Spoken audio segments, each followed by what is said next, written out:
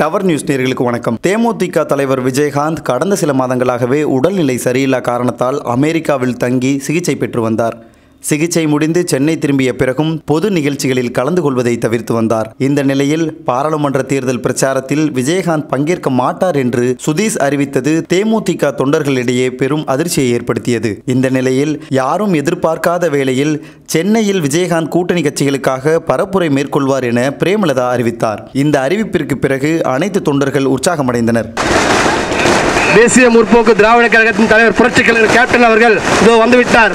உங்களிடையே உரையாற்றிட அதிமுக கூட்டணி வேட்பாளர் அண்ணன் சாம்பால் அவர்களை ஆதரித்து இங்கு உரையாற்றிட வந்து கொண்டிருக்கிறார். விஜயகாந்த் வருகையை அறிந்து காலை முதலே தொண்டர்கள் கூட்டம் அலைமோதியது.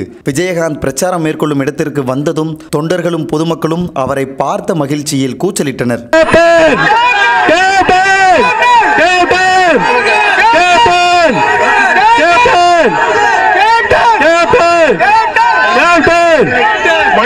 ராமதாஸ் சொன்னபடி மாம்பழம் தினத்திற்கு எல்லாரும் ஓட்டு போட வேண்டும், சாம்பால் அவர்களை பற்றி செய்ய வேண்டும் என்று கேட்டுக்கொண்டு விடைபெறுகிறேன். நன்றி, வணக்கம்.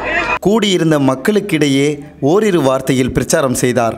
அவரை பார்த்ததில் தொண்டர்கள் மகிழ்ச்சி அடைந்தாலும் ஓட்டுக்காக உடல்நிலை சரியில்லா விஜயகாந்தை இப்படி கஷ்டப்படுத்துகிறார்களே என பொதுமக்கள் சிலர் வேதனையுடன் பேசிச் சென்றது பார்க்க முடிந்தது.